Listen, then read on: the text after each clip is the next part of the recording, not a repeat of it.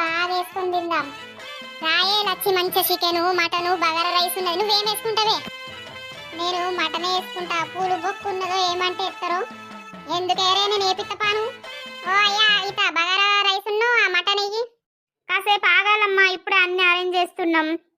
ఇంకేం అరేంజ్ చేస్తారు? Already table మీద పెట్టిరు కదా, ఎత్తే ఏమైతుంది? ఒకటికి ఓపెన్ చేయమన్నారమ్మా ఓనర్ వాళ్ళు. జర ఆగరాదమ్మా, ఇంకా ఒకటి కాలేదు. ఒక 10 నిమిషాలు ఉంది కదా ఒకటికి. ఏయూరి మళ్ళా బాగా మంది అవుతారని మేము ముందుగా పెళ్లిసి పెట్టుకొని వస్తే నువ్వు బల ఎత్తాను. అయ్యో అవ్వ, కోపానికి రాకు, ఎత్త గాని.